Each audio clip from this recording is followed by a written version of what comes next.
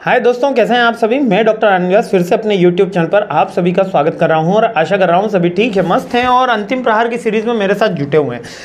Performance and reward management का paper बड़ा ही तगड़ा रहा। एचआर वाले बंदे के जो थी मोजा ही मोजा हो गई। 8-10 क्वेश्चन हिट हो गए। आउट ऑफ 12 क्वेश्चन में से काफ़ी अच्छा बच्चों ने स्कोर करा और काफ़ी अच्छे हमारे रिस्पॉन्स रहे और टीम को भी बहुत बहुत बधाई हो। और इसी तरीके से उन बच्चों को भी बधाई हो जिन्होंने बहुत सारा हार्डवर्क करा, रात तक मेरे वीडियो देखे, झक झक के मेरे को इतना सुना और प्रिपरेशन करी और वो एग्जाम अच्छे से देखे गए। वही आशा है कि क्लाउड कंप्यूटिंग का पेपर भी आपका हाईएस्टली हिट हो।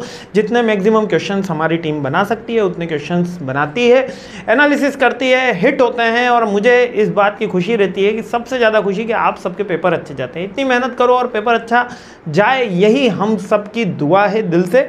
आखिरी के 3 क्वेश्चन और बचे हुए हैं। अभी तक का आपके साथ बहुत ही ज़बरदस्त रहा। आपने बहुत अच्छे से रिस्पॉन्स करा, बहुत अच्छे से वीडियो देखे, बहुत अच्छे से नोट्स भी बना रहे होंगे। इसकी जल्दी ही टेलीग्राम ग्रुप पे मैं पीपीटी डाल दूंगा जैसे 12th वीडियो अपलोडेड होगा। अब देख लेते हैं 10th क्वेश्चन कौन सा है। बहुत जल्दी से अपन ये सीरीज कंप्लीट करते हैं। 10th क्वेश्चन कौन सा है जल्दी देखिए।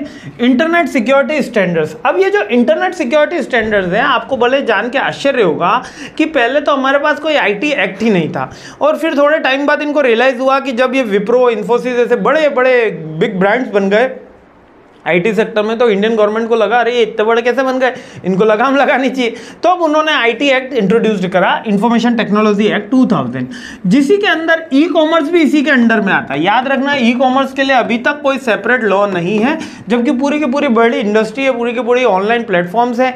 इवन उबेर और ओला के लिए भी गवर्नमेंट लॉ बनाना चाह रही थी कि जिसमें उनका एक बेसिक फेयर फिक्स करा जा सके, ओवर चार्जेस को उनको कम करा जा सके। दिल्ली गवर्नमेंट ने इसकी स्टार्ट करी है, लेकिन अभी भी उस पर फ्रूटफुल वो लॉ नहीं आया। तो आईटी एक्ट 2000 बना हुआ है, जो उसको हम इंटरनेट सिक्योरिटी स्टैंडर्ड्स बोले जाते हैं। इसमें 13 कुछ चैप्टर्स हैं। थोड़ी सी बेसिक अपन को इसकी थ्योरी याद करनी होगी। ये एक्ट प्रोवाइड क्या करता है, legal recognition of e commerce facilitate commercial transaction को। मैंने फिर से कह रहा हूँ कि ई कॉमर्स इसी के अंडर में आता है। ये recognise the electronic like other, यानी कि इंटरनेट पे होने वाले जितने भी डॉक्यूमेंट्स हैं उसके उसमें जितने भी चीज़ें होती हैं वो सभी इसी एक्ट के दायरे के अंदर आती है। It's also provide the digital signature. Digital signatures भी ये प्रोवाइड कराते हैं। मीन्स कि डिजिटल सिग्नेचर है, ये एनक्रिप्टेड सिग्नेचर की बात हो रही है, आपका नाम लिखने की बात नहीं हो रही है। ठीक है। साइबर लॉ ट्रिब्यूनल भी इनका बना हुआ है, साइबर लॉ का ट्रिब्यूनल। अच्छा, ये साइबर लॉ ट्रिब्यूनल क्या करता है, जैसे कि कोई फेक अकाउंट बन गया है आपका इंस्टा पे, फेसबुक पे, व्हाट्सएप पे और उसके थ्रू कोई फ्रॉड हो रहा है, तो वो ये इसी एक्ट के थ्रू उसके ऊपर कार्रवाई करी जाती है। अच्छा, इसकी डिटेल अपन को नहीं, केवल इसके साइलेंट फीचर्स अपन को याद रखने हैं, है ना। The provision of IT act, no application of negotiation of instrument, power of attorney, trust will any contract of sales और कन्वे द इमूवेबल प्रॉपर्टी। ठीक है। मीन्स के ये बिजनेस के लिए नहीं है, बेसिकली ये किसके लिए बनाया गया है, साइबर लॉ के लिए बनाया गया है, ऑनलाइन डिजिटल प्लेटफॉर्म्स के थ्रू में बनाया गया है। Any cyber offence committed to the Indian person irrespective. ठीक है।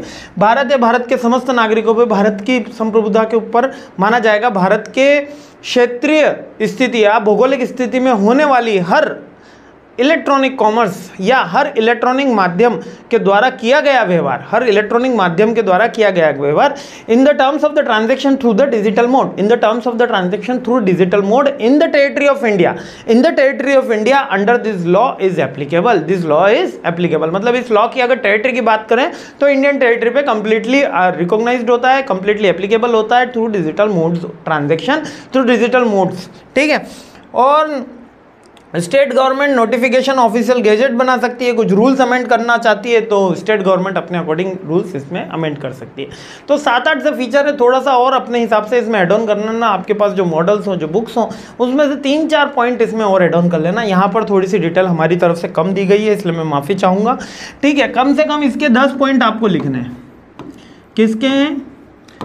आईटी एक्ट 2000 के। आईटी एक्ट 2000 अच्छे से याद कर लेना, और अगर कोई स्टैंडर्ड्स आ गए तो इन्हीं के अंदर अपन को लिखते हुए चलना है।